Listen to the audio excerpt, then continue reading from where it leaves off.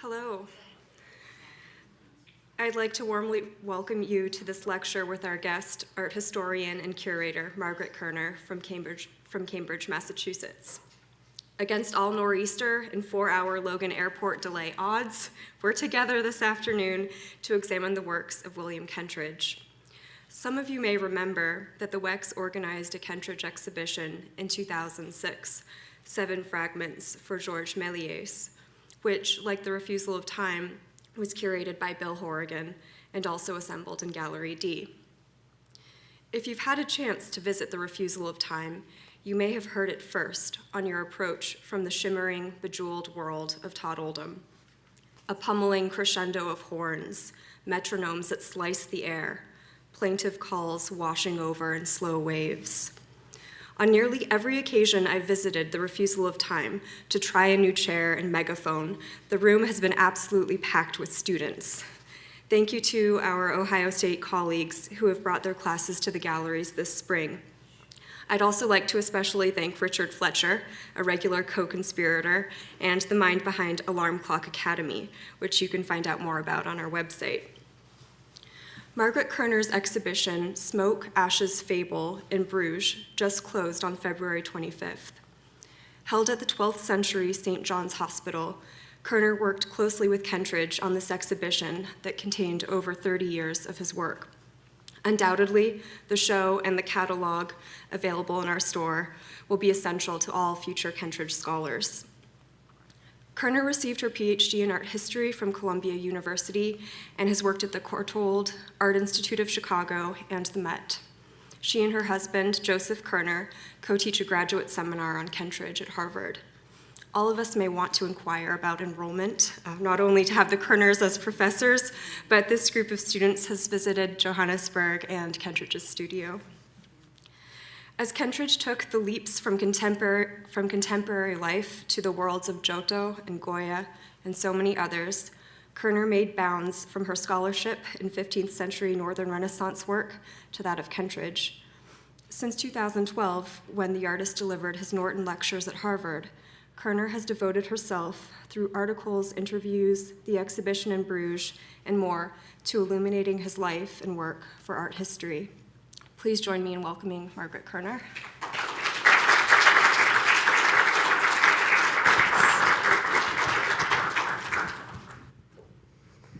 Hello. Well, it's an enormous pleasure to be here, especially for such a reason. And whatever delays were necessary was no problem as long as I made it here, and I did. So everything's downhill from here, hopefully. So I'll just dive in. I should just give you a sense that there's going to be a lot of images in a Kentridge-like fashion. Just let them go by you, and I'm happy to answer any questions after. In the spring of 2012, William Kentridge gave the Norton Lectures at Harvard.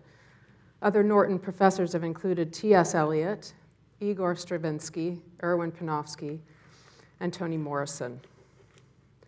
MoMA director Glenn Lowry gave the introduction to the penultimate lecture in the series of 6, in which he declared, quote, "There are only a handful of artists that one has the privilege of encountering in one's lifetime, whose work stops you dead in your tracks, makes you think and feel differently." When he saw Kentridge's animated film Felix in Exile at Documenta 10 in 1997, he had chills. For me, it was the Norton Lectures, which you see happening there. A theatrical performance that gave a primer on the South African context and a response to the great question, why become an artist? They were my introduction, and my experience was similar to Lowry's.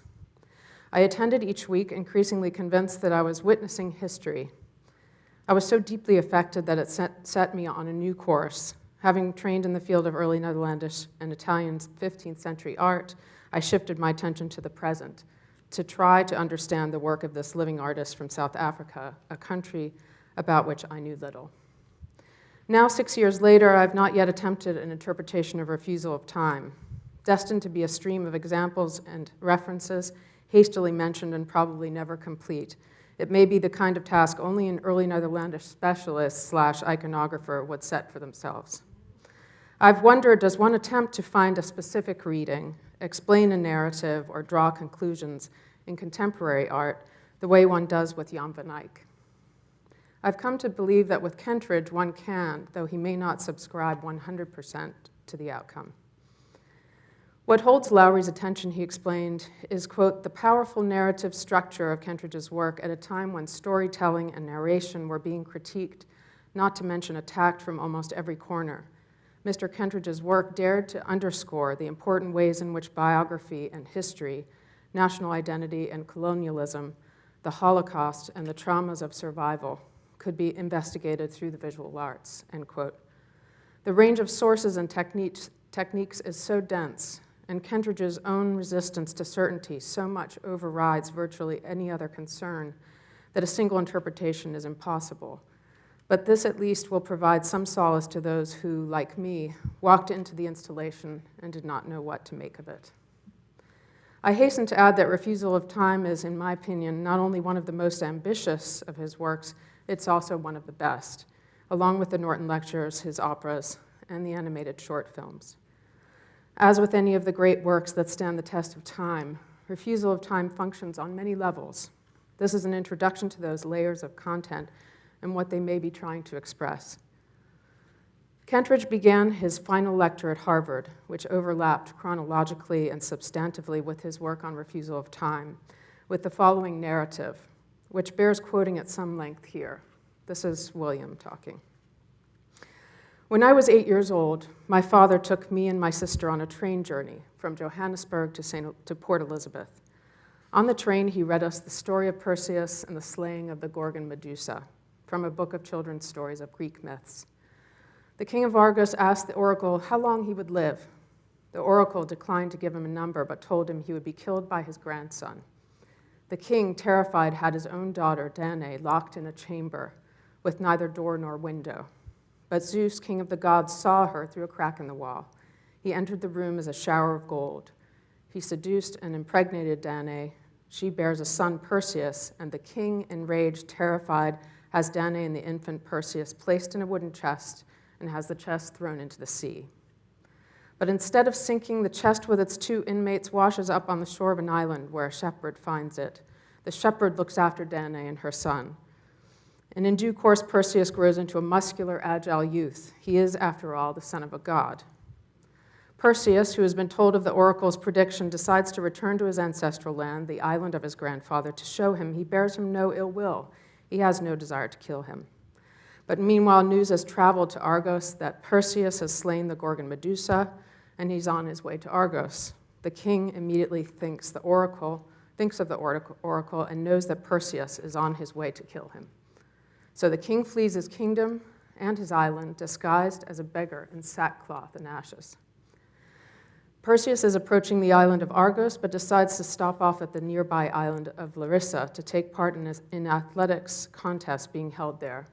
He's killed a Gorgon, he's half god, he has high hopes of success in the games, and says that if he wins the laurel wreath, he will take this as a gift to his grandfather. He takes part in the Discus competition. The stands are crowded, there is expectation in the air. Kentridge now acts out the moment on stage as he continues. Perseus takes the stone discus in his left hand. He builds up momentum, rocking backward and forward, his body undulating as the strength in him grows. He transfers the discus to his right hand, leans back and launches it. It sails over the grassy field, past the marks of the other competitors. The discus soars over the edge of the field and into the stands.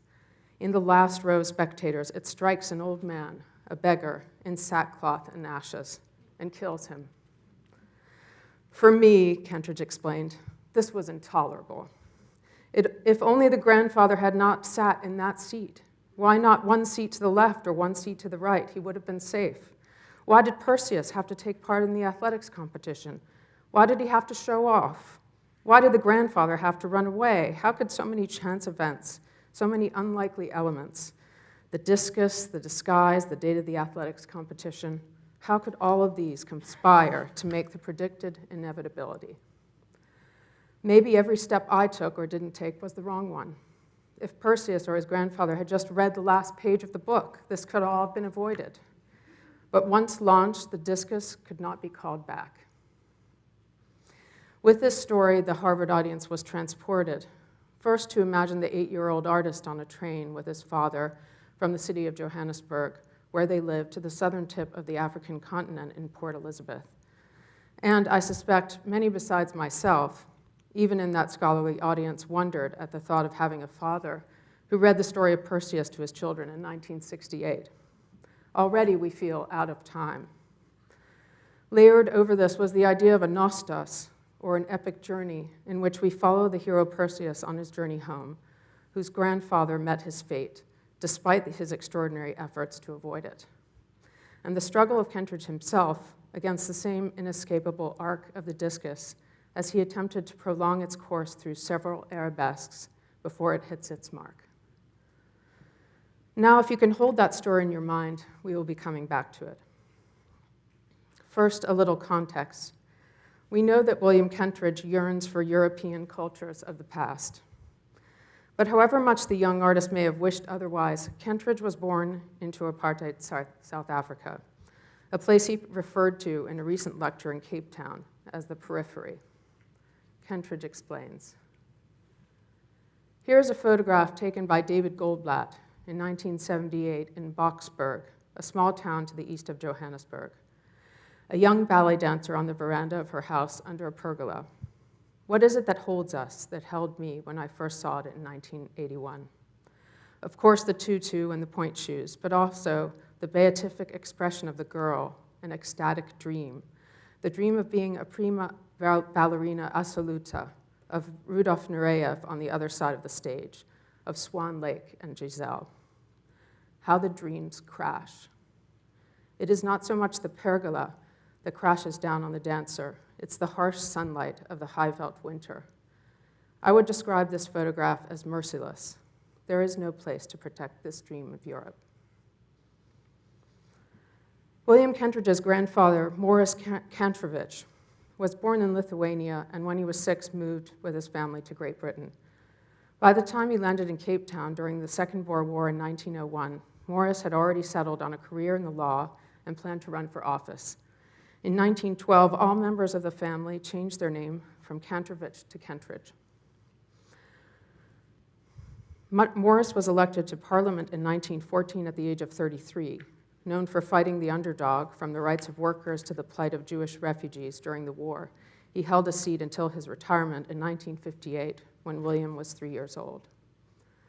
Morris's son, Sidney, William's father, whom you see here on the bottom slides, he is, let's see if I can get this to work, yeah.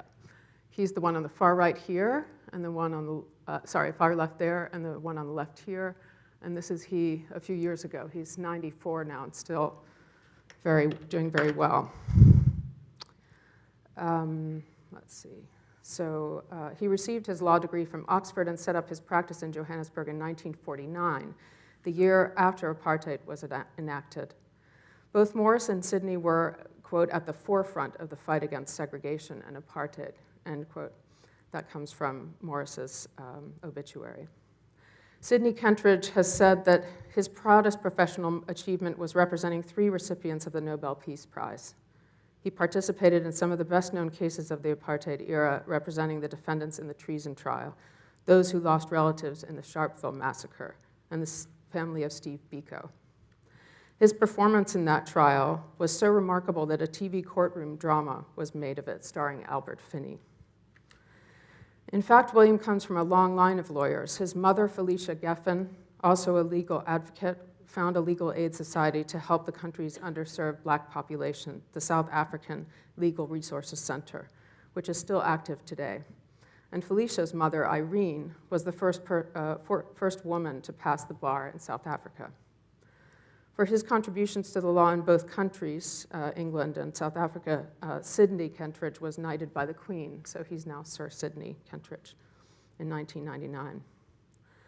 A few years ago at the Haus der Kunst, on the occasion of an exhibition of apartheid-era photographs gathered by curator Okui Nwezor, who's there at the top right, father and son were brought together for a conversation about their experiences in South Africa. Racial discrimination was always there, Sir Sidney explained, but in 1948 it became compulsory. At that time, there were not more than 3 million whites. More than 20 million blacks didn't have the right to vote until 1994. They were forced to accept a deliberately inferior education. It was criminal for anyone to leave the country without permission from the government. Despite all of this, the legal system still functioned. There was still a chance of winning, such as the famous treason trial of 1958-61, when all the defendants, including Mandela, were acquitted. On the other hand, if you won, the law would be made stronger to make it harder to challenge the next time. Theirs was an extraordinary household. William reminisced about meeting the first head of the African National Congress, Albert Luthuli, who is the gentleman third from the far left on the bottom, in his kitchen during the treason trial when William was a small boy, and the way the family's cook looked up to Luthuli in a way they had never seen before.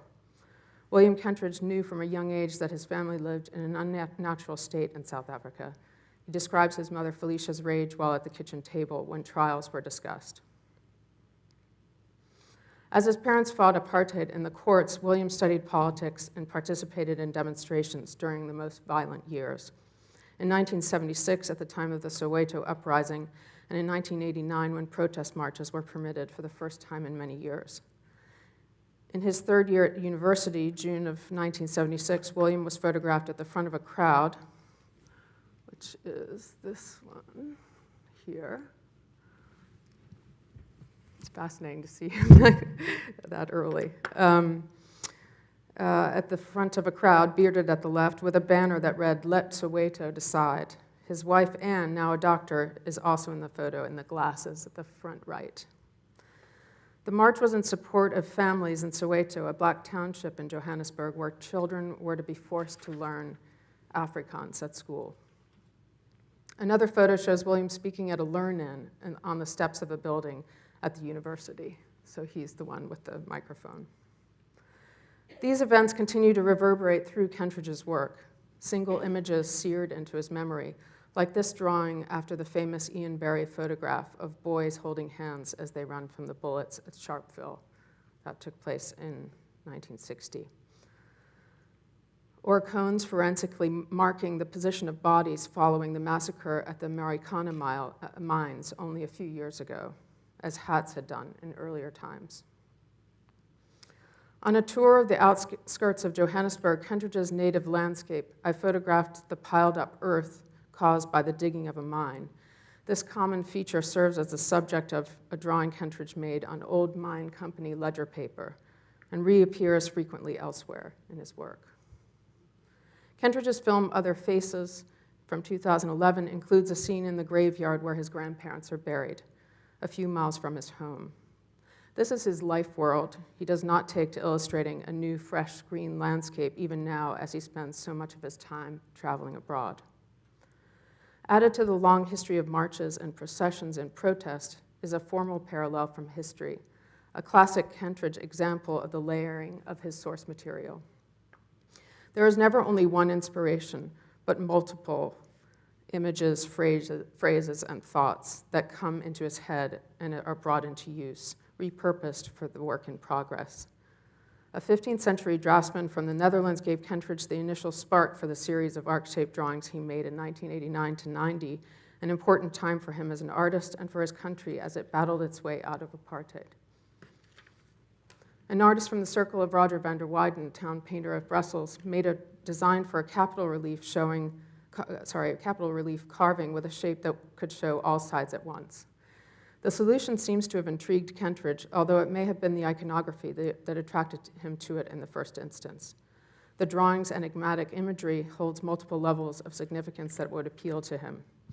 The sheet is known as men shoveling chairs, a pun on the word scoopstoel, literally meaning shovel chair, a contraption used for public humiliation in which felons were raised above water and dropped in. Kentridge borrowed the curved form of the capital design and gradually reduced the size and detail of his figures to suggest that each end recesses to infinity. It is a procession on one page. The condition of drawing and painting already seems confining for Kentridge, and we see that animation, the medium that would most define him in the coming decade or so, is hinted at, even when it is a single drawing pinned to a wall. During these early years, Kentridge also found a catalyst in Francisco Goya's Disasters of War. He was drawn to the masterful series in part because of the Spanish artist's exceptional skill in printmaking, a talent Kentridge shares, and because Goya too had been living through a critical historical moment, the brutal Peninsular War of 1808 to 14, the devastations of which moved him to depict the suffering of the people as a form of protest. Each artist honed his considerable technical skills in order to more effectively illustrate and thereby demonstrate against the moral degradation he saw around him. Thus, when Kentridge is drawing Smoke, Ashes, Fable, which is the top one, visually quotes from Goya's Disasters, he's paying homage not only to the earlier master's technique, but also to his ethical principles. The echo of Goya's dramatic scene placed at the head of a line of workers combines a symbolic rape, the control of bodies through violence, with a march of protest against the exploitation of workers in South Africa. The slogan Smoke, Ashes, Fable here signals the very real threat to civilization when force is used to hold on to wealth and power. The evocative phrase originated with the early Greek historian Herodotus, whom Marcus Aurelius, writing around 170 CE, paraphrased in his Meditations. Quote, "Next I asked myself the question, where is it all now? Smoke, ashes, fable, or perhaps it is no longer even fable," end quote. Kentridge came across this classical reference in The Emperor by Kapuscinski, an account of the end of Haile Selassie's reign in Ethiopia. An African leader on whom huge hopes had been placed, Selassie became shamefully corrupt, causing terrible suffering in his country. The lines from the Meditations serve as a warning against hubris and excessive ambition. Each time Kentridge used the quote, it appears repeatedly throughout his career, the words take on different nuances of meaning: smoke rising from the ruins of battle, funereal ashes, tales of heroes long gone. The notion of histories forgotten or buried is a recurring theme in Kentridge's oeuvre, most famously represented by a body dissolving into the earth in what may remain his best-known work to date, Felix in Exile. Kentridge documented the suffering he saw around him in the most effective way he knew how, in order to try to reach and motivate or even express his frustration. How could he address what was happening in Soweto with the intellectualized musings of Joseph Beuys or Bruce Nauman, much as he may have admired those artists? Instead, driven to use the best means at his disposal to reach the most people, he worked to conjure narrative theater in two-dimensional form. The same may be said for Kentridge's approach to materials, paper, charcoal, and ink. They were the most appropriate for the task at hand. The subject called for sober reality, so Goya made his Disasters of War devoid of color. Ian Barry's Sharpeville photographs, seared into Kentridge's sensitive mind at a very young age, were done in a journalistic black and white. As South African photographer David Goldblatt explained, during those years, color seemed too sweet a medium to express the anger, disgust, and fear that apartheid inspired. Eventually, despite the movement suggested by the shape and the line of figures facing mostly left, ultimately the arc must have felt too static and confined. The medium of film provided the animation he longed for. The first of his series of short films, Drawings for Projection, which starred the unlikely hero Soho Eckstein, Johannesburg's second greatest city after Paris of 1989, introduces the Kentridge procession in its nascent form. This clip that I'm going to show will last about 1 minute.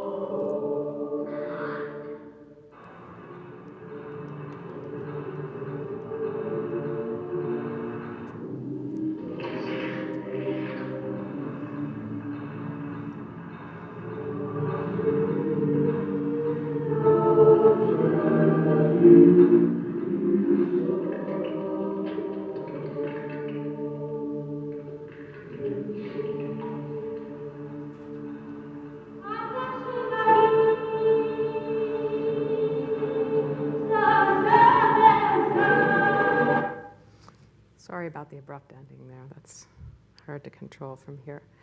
The artist had also noted his admiration for Goya's processions, one example of which you see here from about 1820. These hand-animated films were created by making a drawing for a given scene, walking to the camera 4 paces away, taking 2 photographs, walking back to the drawing, making a slight change, walking back to the camera, taking 2 photographs, walking back to the drawing, make a slight change, et cetera, et cetera. The images are combined and run through a projector at 24 frames per second. The process takes about 6 months to complete, depending on other work he has going on at the same time.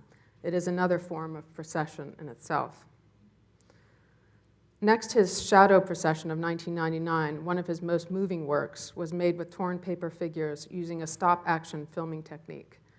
It was first projected on the wall of a cistern in Istanbul. Since this film comes after the end of apartheid and the lifting of the cultural boycott against South Africa, by this time Kentridge was becoming well known outside of his country. This clip will also last about a minute.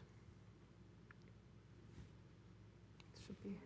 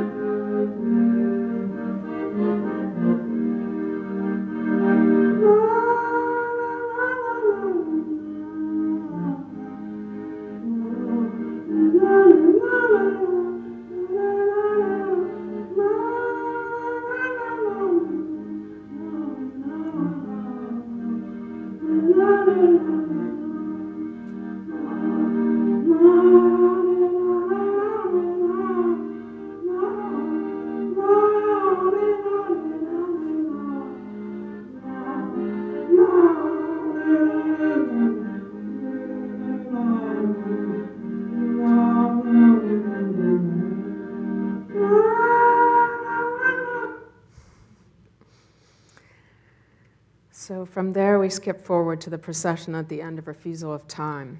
This has no sound, which uses a combination of animated background and live-action silhouetted figures. The earlier form is enriched by a more complex technique. With a somewhat higher budget, assistance, a team of collaborators, it is clearly a descendant of the previous examples. Since 2012, 2 more monumental processions have been made, and a new one is in progress. The first, a mural on the banks of the Tiber in Rome, had its debut a few years ago with a live performance, and the work itself will remain until dirt and pollution obscures it from view. The figures are drawn from Roman history and illustrate the idea that one person's triumph is another's lament.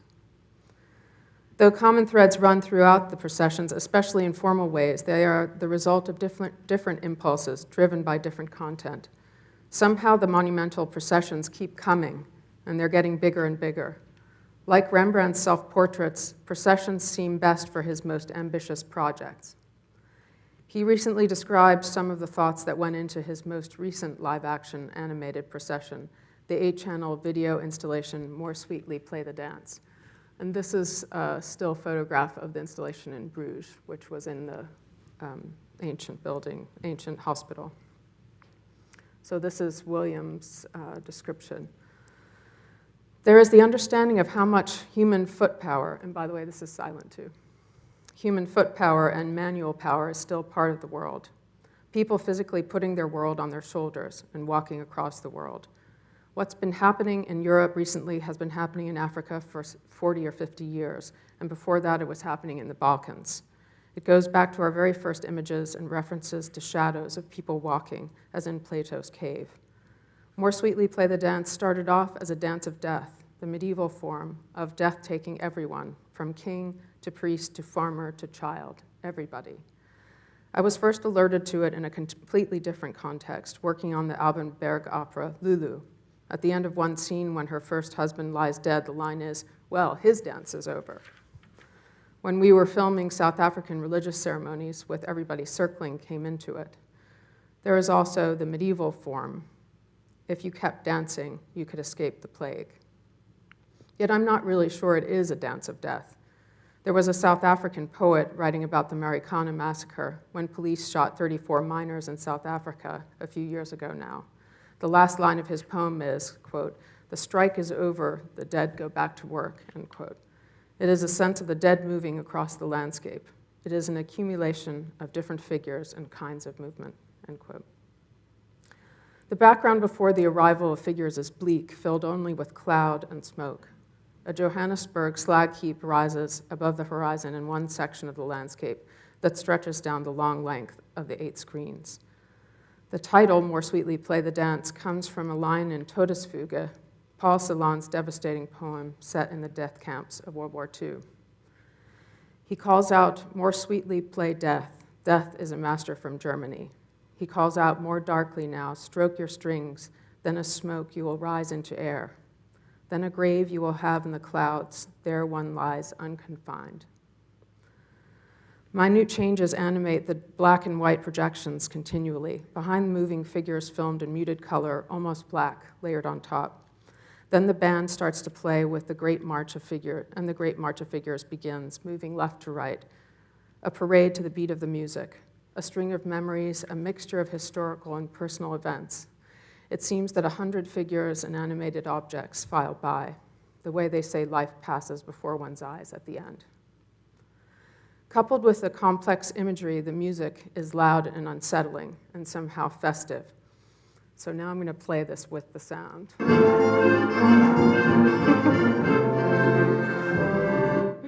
That's supposed to be loud. Kentridge continues, "It's fantastic, the energy of the brass band, the bad brass band. I'm interested in the brass band falling apart rather than the perfect one, the illusions of grandeur and of power. In the same way that the work embodies both things that feel private and personal and things that spread out onto the streets and look at broader things, the music is allowed to go in both directions." Though juggling many other projects, including an opera production of Wozzeck that opened at Salzburg Festival last summer that comes to the Metropolitan Opera in New York next year, Kentridge is currently at work on his largest procession yet. Titled Head in the Load, the production was commissioned in part for the New York Armory. And I don't know if you know, the New York Armory is a gigantic space, often shared with many different people showing works of art for sale or what have you, and he's taking the entire space for this. It's also going to be seen at the Tate Modern in London. He will lead a workshop, the standard process for his operas and other large-scale productions, at Mass MoCA in the Berkshires in late April and early May. And these are a few images from the last workshop in Johannesburg a few months ago. So this is one. And that's the same setup he uses for all of these filming projects in the last, I would say, 8 years or so.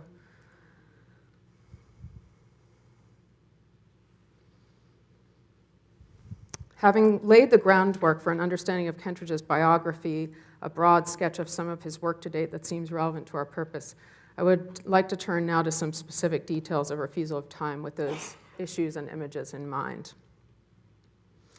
When deciding on the topics they wanted to raise, Kentridge and his dramaturge, Harvard historian of science Peter Gallison, and incidentally, he's the one who introduced me to Kentridge back in 2012. He, by the way, this is the cast of characters up here who always work on all of these projects since, I think since Refusal of Time was the first time. So this is Peter Gallison here. This is Philip Miller, the composer. This is his editor, Catherine. Greta does the costumes, Sabine set design, and this is Kim who controls the video, which she follows the score and tells the video when to go and when to stop. So this crew he always works with, and they travel with him everywhere, and they're known as the Kentourage. Oh, and at the bottom, this is This is Dada Masilo, whom you've seen dancing in the installation upstairs, who's always as often as he can manage, she's the one who works with him on the dance part. And Joanna Dudley is a frequent collaborator with performance. Both Kentridge and Galison were drawn to the historical period of visible modernity. That is, before computer chips, black boxes, and code eliminated the visual signs of an object's function. Kentridge explains, "There are certain objects I've come to as someone making drawings, objects that meet the drawing halfway. If you take an old bakelite telephone, its blackness is already halfway to being a charcoal drawing. But more than that, once you're drawing it, there's a set of associations that come from old manual mechanical switchboard telephones. If you think of a switchboard, there's a cord that would connect the caller and the receiver, and the representation of it looks like a black line drawn across the holes of the switchboard. In my case of drawing and animation, something that is now perhaps invisible, connecting people across phone lines, across continents, is rendered in a very visible way, and may even be a description of an obsolete process. It is not so much being fascinated with the ideas of the late 19th century, but that it is still such a visible era, in a way in which the electronic era is not. Even if one is talking about contemporary phenomena, very often an older representation is a better way of drawing it." That idea was then stretched further. In the examples that follow, historical and art historical sources inspired representations of the invisible made visible. To show the manipulation or warps in time, film runs backwards or forwards, or on a loop. So here you're seeing the bottom and the top left are from Refusal of Time, and the top right is a clip from Ballet Mécanique. And I'm not looping these are shown as they were. At the bottom right here, a player piano roll. That's from Refusal of Time, and the other things are to show where that comes from. It's basically a negative filming of a piano roll. And that is a way of expressing the event horizon of a black hole, where you're trying to depict string theory, which is pretty difficult to do. This is showing Chapp's telegraph system, once connecting virtually the whole of France, sent messages in visual code, and he used it here in the top left in Refusal of Time as if signaling through space. And this is actually showing you all of these spots on the map of France had one of these, and they would send signals using that system in the early 19th century. And it continued for a long time. This lonely signaling out to no one in particular had appeared in his film Sleeping on Glass from 1996. I just add her because this comes from a dream he had. So clearly it's a concept that's been sitting in his mind for a long time. How can one represent the passing of time? An idea from Man Ray, perhaps. At first he had used a metronome to time, he being Man Ray, had used a metronome to time his work on a picture to keep himself from working too long without bringing it to completion. After American photographer and model Lee Miller left him, he attached her eye to it, calling it object to be destroyed. Then he smashed it. This later version, produced in an edition of 100, was called Indestructible Object, because he suggested it would be very difficult to destroy all 100. The idea of her watching him with time ticking by suggests melancholy, regret, loss, with what may occasionally have felt like an oppressive, watchful presence. The bottom left is a clip from Refusal of Time, and the three images at the top are by Man Ray. Upper right, a so-called rayograph, which is made by exposing photographic paper to light briefly in a dark room with objects placed on the surface of the paper. The other two show solarization, or the Sabatier effect, occurring when light is switched on in the dark room while a film or print is being developed. Man Ray perfected the technique after Lee Miller made the discovery in his darkroom. The bottom right is Duchamp's bicycle wheel. Many of Kentridge's sculptures are descendants of the Dada ready-made. In Refusal, Dada Masilo dances in a costume and manner inspired by Loie Fuller, a world-famous dancer filmed by Edison and then by the Lumiere Brothers studios in 1896 in Paris. She was the toast of the Paris avant-garde and had friends in the highest society. Fuller was not a talented dancer, but she did patent the dress she designed, and she was a savvy businesswoman and creative dramatist who made the most of her talent. Images or films of her doing the serpentine dance are thought to be iconic representations of the Art Nouveau era. All of these cultural references and artistic techniques are put to use in Refusal of Time as if drawing from a universal archive in space. The idea of being in perfect time, and I'm going to check my time as well, may be traced back to the era when Paris and London battled for control of the world's clocks. Greenwich Mean Time remains our standard since the 19th century on which all clocks are set. The colonial powers in Europe, having conquered lands on distant continents, brought hygienic time to the world, and the clocks in the colonies were rigidly to follow the standard provided by their ruling government. Thus, a metaphor for colonial resistance and refusal of time becomes the repeated phrase, "Give us back our sun." That is, each geographical area should mark time according to the position of the sun overhead. An anarchist's attempt to blow up the Greenwich Observatory turned into the 5 short silent films that you saw. They were paper sets made under time constraints, 3 hours to draw a set, then to film for 2 hours, redraw the next one, and film for 2 hours. In the 19th century in France, time was controlled using a system of pumped air. The machinery connected to public clocks as well as private ones for a fee. Tubes led from the central pumping station all the way into one's living room and attached to move the clock forward every minute with a puff of air. The system reminded Kentridge of the so-called honey pump installed at Documenta in the 70s by Joseph Beuys. The idea of pumped air time inspired everything from the sound of the tuba in the music to the pneumatic man, who should be moving. Let's try him again. There we go. He's the pneumatic man. You see him connected like as if he were a clock. To the so-called breathing machine or elephant in the center of the space. When asked in Kassel at the time of the premiere, Kentridge explained, "The elephant comes from Dickens' Hard Times," referring to the industrial machines in the factory in the 19th century. Dickens describes them moving up and down like the movement of the head of an elephant in a state of melancholy madness. Endlessly just moving up and down. It has to do with the relentless nature of industrial society, end quote. In addition to this, the machine is like the lungs of the piece, the bellows, keeping it moving. It is another example of the visualization of an idea, that time equals breathing, of clock as body and body as clock. If I slow my breathing, do I control time? Can I avoid the discus? What is the best way to experience refusal of time? In the first showing at Documenta 13 in Kassel, and in all the places in the world where it has been since, there are 5 screens, 2 on each long wall and 1 at the far end, with a large moving sculpture in the middle. Megaphones stand at various locations in the room with speakers in them, projecting the 5 tracks of sound.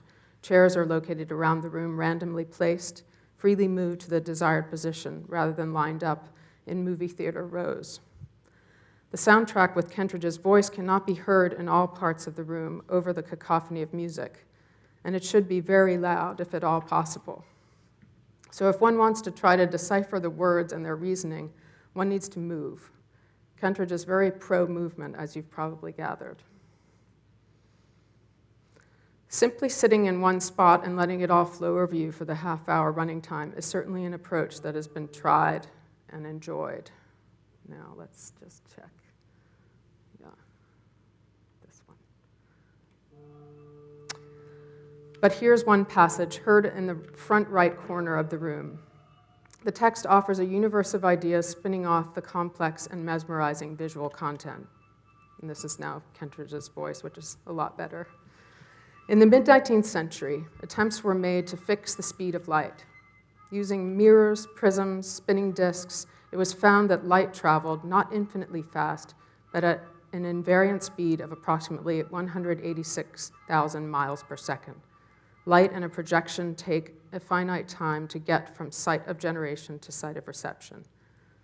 Expanding from this discovery, the German scientist Felix postulated all of the space as a universal archive of all that had happened on Earth. The light of every event was moving out from the Earth at a speed of 186,000 miles per second. If one was at the right point in space, one could see any event that had happened. Near a star 2,000 light years away, one could see Pontius Pilate washing his hands. Near a star 500 years away, Luther could be seen nailing his 95 Theses to the church door at Wittenberg. Every action, heroic or shameful, was there to be seen. Every secret deed was visible. Once launched, an image, an event, a discus cannot be called back. It has the pressure of perfect memory. It has the same inevitability as the claim that no keystroke is ever lost, that once done, something cannot be undone. The email cannot be unsent. Every foolishness is there, every embarrassment. The universal archive becomes also an overstocked, miserable collection of surplus images. We're caught between wanting to send ourselves out and to hold back, to call back, to annul and obliterate so many traces and acts, to undo, to unsay, to unremember, to unhappen, end quote. On the other hand, this concept is oddly reassuring. Somewhere in space, I'm only 29 years old. And when I'm no longer here on Earth, I'll be up there giving this lecture or sitting with my children on a beach. That is the heart of the piece, the question of whether we leave anything of ourselves behind. Somewhere in space, the discus has not hit its target. Now, this should be low, please. Thank you. Fanciful imaginings like Ebert's inspired Einstein to use similar narratives to explain his theory of relativity, which is one reason why he became such a phenomenon during his lifetime. The story of twins who aged at different rates because one had been traveling in space and the other had stayed on Earth is one such example. And before I start this moving, I'll just tell you that this figure here is Kentridge, eating soup. So this final bit I'm going to read is a sort of bringing together of the ideas both Kentridge and Galison speaking at different times, but I've put them together. Is a black hole the end of time? If that is one of the questions that physicists consider.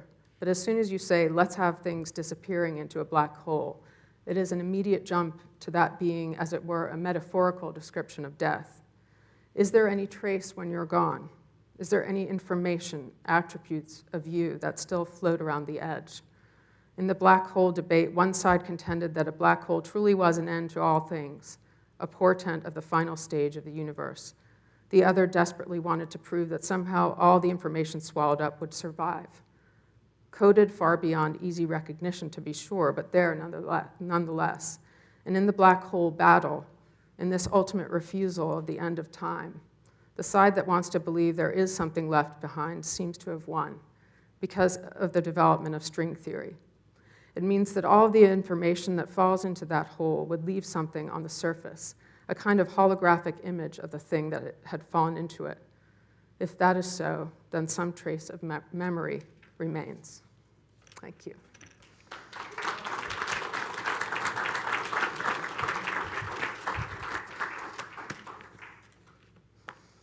So if anyone has any questions, I'm happy to try. I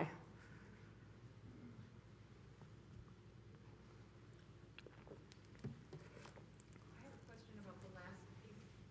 You said that was 2 pieces of writing and you interwove them. Oh, yeah. That last thing comes from the interview in Kassel that I did at the occasion of the opening. I interviewed them, and so I just took their 2 best bits, and I didn't want to take the time to say, now this is so-and-so. But basically, if it's artistic, it's William, and if it's scientific, it's Peter. I hope that's helpful. But you can find it online. Yeah. Since you were in that castle in 2012, I was wondering if you could talk to us about that experience of seeing the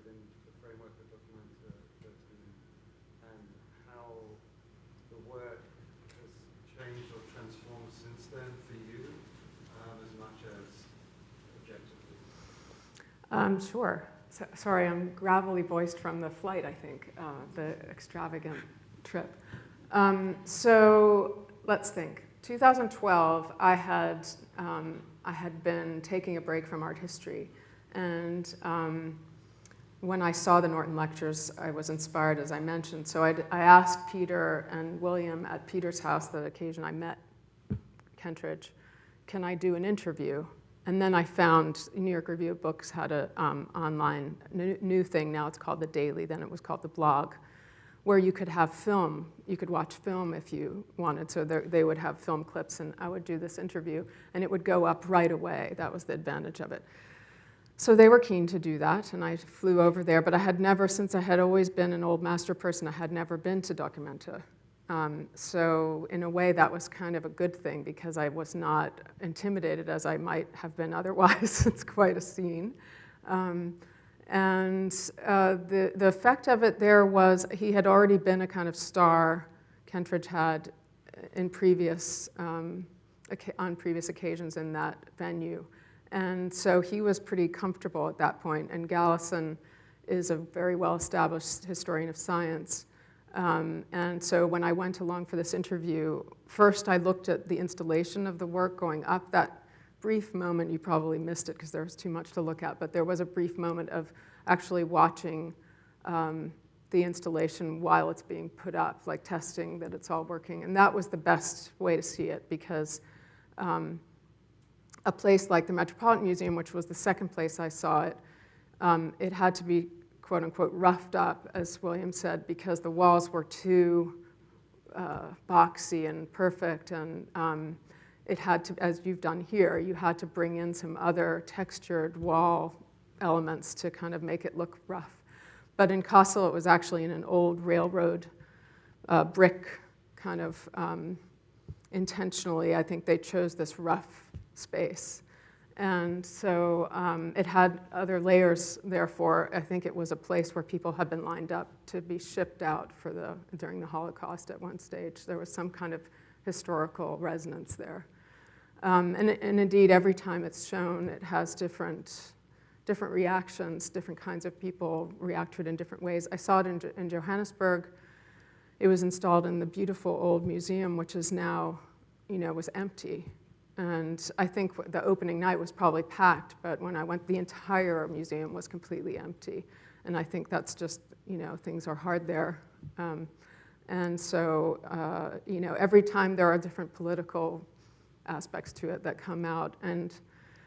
But ultimately, the experience for me in the beginning was almost like a religious experience because I really did feel like it when you look at the stars, when you go on vacation and you're out in the countryside and you look at stars and you feel tiny, it's very reassuring.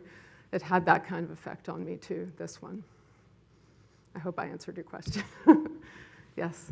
What do you think Peter Gallison is getting out of the relationship? That's a nice way of putting it. So Peter's also a filmmaker. He's made some documentaries. He, on the occasion in Kassel where there were some gallery talks and other, not performances, but occasions where they came together and spoke, Peter did a gallery talk, I'll never forget, where, and I've known Peter since I've known my husband, so almost 20 years. It was a perfect audience for Peter. There were German people interested in art who probably were all scientists as well or something. But they started asking him questions after his gallery talk, which was about scientific instruments and the refusal of time and how these things came together. And somehow they got on the topic of how many dimensions there really are. And he was able to give an answer that, and this is how he always is, but sometimes he's really in his element. He explained that, in fact, and I'm sure I'm going to get this wrong, so I almost want to tell you not to film this, but it was something like, we're not really three-dimensional beings, and 4 dimensions isn't right either. It's something more like 11 dimensions. And the reason we see things the way we do is because we can't possibly understand the reality. And he went through this explaining something about cubes being multiple times expanded in space, and everybody in the room except for me followed it perfectly. And at the end of his explanation, which took about 10 minutes to answer this question, everyone there, and there were maybe 35 people, burst into applause. And I've never seen that happen in a gallery talk before. So, so he, I think, has gotten a lot out of it in that sense. I don't know if you noticed that the title in the other room has the collaborators' names very large. And I think William is a great collaborator. He, as I mentioned, his team works with him all the time because he's such a great collaborator. And I think he has come to appreciate the importance of making sure everybody's name is clearly getting its due position, prominent position. So I think he's gotten a lot, Peter's gotten a lot of great experience out of it. And also this, in my opinion, this will be remembered. So he's contributed to something that will last, hopefully. Yeah. And with your fascination here, do you see in him parallel with the Renaissance minds, the artists of the Renaissance time? I do, yeah. Well, maybe pushing a little bit into the Baroque. I think of Rubens a lot with him because Rubens was an incredible businessman in the sense of being well organized and managing many things at once. And he's really in his element, Kentridge, when he has too much to do. And I think he loves it. So if he has an opera opening at the Met and a retrospective at MoMA and 10 interviews, then he's happy. And then he has several different studios in Johannesburg. He has steel, sculpture construction, a bronze foundry, which other artists also use, but he helped found it, and they do a lot of his work. Then he has a downtown studio for those huge production things that I showed, where he can film and practice with large groups. And then he has his studio, which he now lives in his father's. His father bought a house that was built in the 30s, but I think his father bought it in the 50s or so.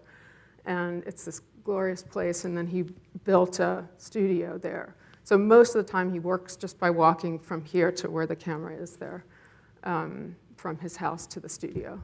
But there are these many other places. So that's, I think, when I think of Rubens, I think it's similar because also Rubens was famous for reading several languages and being in touch with many intellectuals and being very politically savvy. I think Rubens acted as an ambassador for his country on many occasions, and Kentridge is kind of like that too, I think.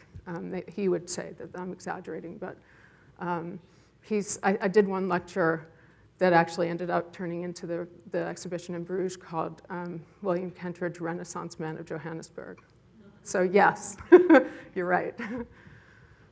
Yes. You could say a bit about the operas that he does compared to his other work. I used to think that he, when you think you know things and then you get to know someone better, you realize how wrong you are. And I still fluctuate because he doesn't really spell anything out. But in the beginning, I felt that his main thing was the short films, and that the opera was something he used as a way to use the short films in a creative way. But actually, the more I got to know him, the more I realized that he's really such a theatrical. He comes from theater and television and film, and wanted to be an actor, didn't feel he was good enough, wanted to be a director, couldn't get the funding. All of these things were hemming him in, so he found a way to do all those things by being a great draftsman and a great printmaker, incidentally, really beautiful prints. So I think he's kind of found a way towards doing more and more of the opera, which uses all of it. It's like a Gesamtkunstwerk all together, and he can go all over the world, which I think he really likes. And he keeps this huge crew employed all the time as well by having these big projects going. So right now, having a new one that's done well in Salzburg, and then it'll be going, I think I've read that it's also going to Australia or something as well as New York. So that's the kind of thing that I think, I don't know if you've ever seen one of his operas, but they use the animated films, the drawings, his experience as a director. It's kind of his opportunity to do everything. And then, you know, when he has an exhibition at Marion Goodman Gallery, he has the drawings from Lulu, or he has the, you know, drawings from Wozzeck, et cetera. So he can keep them all. The juggling can be kept going all at the same time. Can you tell us anything about how he works with the composer for the original music, like in Refusal of Time? Yeah, so Philip Miller is I think he lives in Cape Town. I'm pretty sure he lives in Cape Town. But anyway, he's South African. And he has this kind of unique, recognizable sound. He almost, I mean, I'll exaggerate probably by saying that, but he works with him a lot. And especially with a brand new project, like Head and the Load, that one that he's doing now is with Philip, and this one here is with Philip. So he's the one who brought in Joanna Dudley, that woman that I showed the picture of on stage. So I don't know if you know, there's also a stage version of Refusal of Time called Refuse the Hour, and she was in that, along with a lot of other South African performers. And so Philip Miller, I think, along with his crew that tends to recur, is doing a lot of his work. I don't know what percentage of his work he does with William, but a great percentage. And he's certainly gotten more and more famous as a result of all of this outside. But then William has also the operas like, you know, Alban Berg and things, and that obviously would be the local opera company would do that. Struck me at the time that his impulse to the Gesamtkunstwerk is, in a way, opposite of Wagner's original idea of Wagner being totalizing. And Kentridge is looking for something that is the opposite. Yeah. He knows he'll never reach. Yeah. Well, I hate to guess, but my assumption is that he'd be glad that it doesn't remind you of Wagner.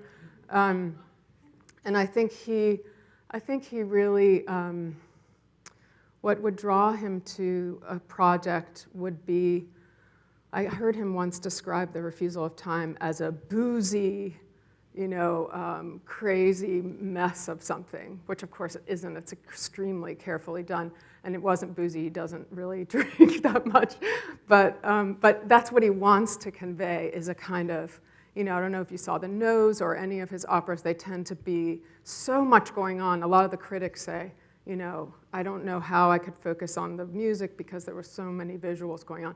Whereas those of us who are more visual, and Alban Berg is, you know, challenging music for those of us who are not opera fanatics. You know, he makes it work for some and maybe not for others, but he likes that kind of everything. You know, there's one thing in the Norton lectures where he talks about everything being put into the hat and shaken up and thrown on the floor, and you see what comes out. And that's kind of, he's like the magician who pulls the rabbit out of the hat. And he never knows. One of the things, for someone who's so organized and methodical in some ways, he forces himself not to plan so that everything remains spontaneous and fresh. So in that sense, he's very much different from a Wagner. Yeah. Thank you.